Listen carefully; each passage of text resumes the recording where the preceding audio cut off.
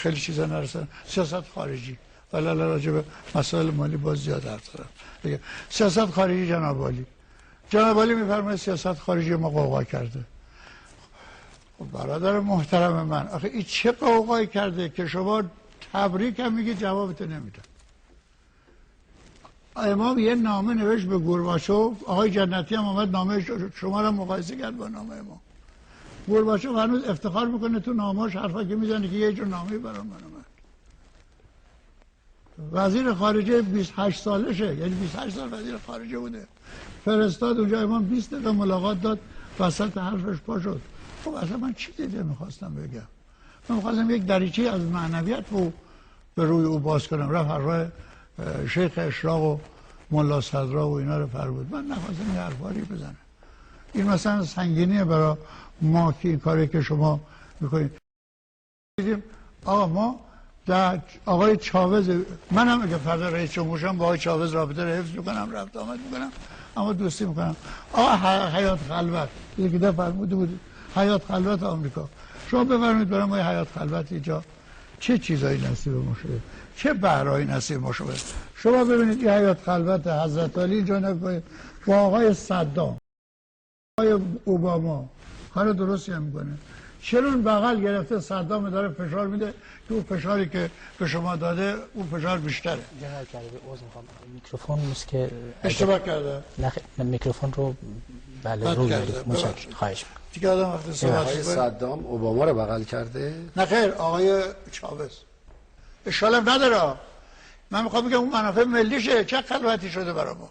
اون منافع ملیشه که با شما بشینه، با صدام بشینه، با اوباما بشینه، با دیگران همه بشینه. عکسای فراوانی داره اینجا که حالا من هم عکس‌ها رو ارائه میدم خدمتتون. خوب منافع ملی کار خوبی هم میکنه، اما این چه عوض خلوتی است به این صورت. من میخوام بگم رابطمون با دنیا به این صورت شده، با همه جا به هم خورده، مشکلات جدی با ایتالیا، خود اروپا، خود خیلی کشورها، وضع ما با چند تا کشور شده. بعدم میفرمایید که تحریم اثری نداره، بعد تحریم اثر نداره، بعدم میبینیم وضع چیش. اینها رو ما اشکال داریم. همین بحث سیاست خارجی که گفته میشه. من یک عبارتی لازمه برها بخونم، این عبارت باید خونده بشه چون این ملعون گفته من بخونم. این رئیس سابق موساد میگه اگر چون حالا من صهیونیستم میشم جا چون عبارت اونو میخونم و اینا، اگر صدها میلیارد دلار از سوی موساد خرج شده بود تا کسی منافع اسرائیل را تامین کند، احدی بهتر از احمدی نژاد نمیتوانست این خدمت را انجام داد.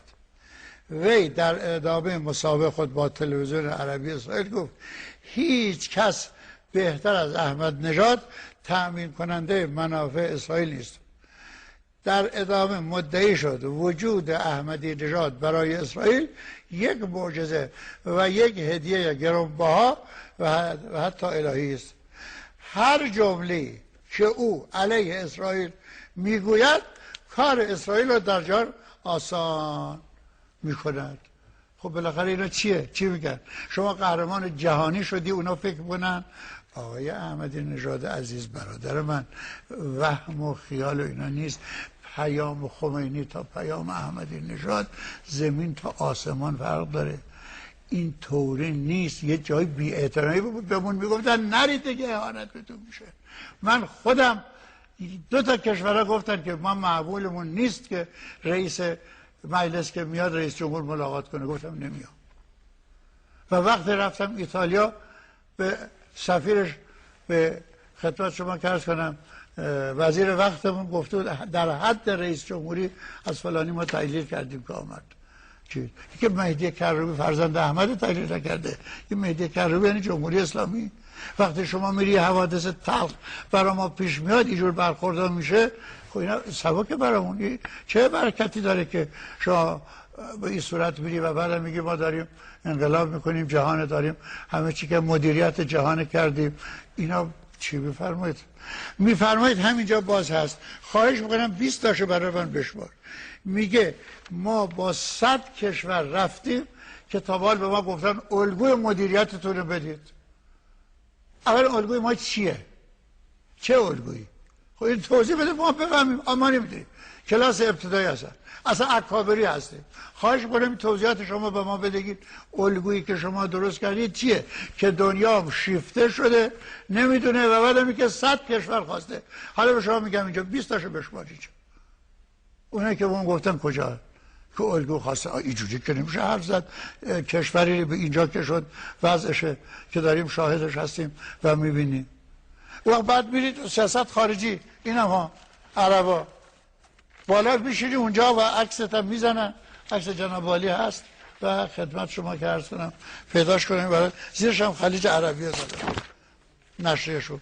اونجا خلیج عربی زدن، بالا سر حضرت علی گذاشتن و باید حالا بذاریم تو سرمون.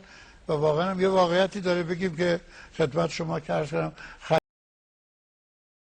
100 سال قبل از میلاد مسیح هم خلیج فارس بوده، الان هم خلیج فارس هم برای همیشه هم خلیج فارس الحمدلله پیداش کردم. این عکس، یه عکس جناب آقای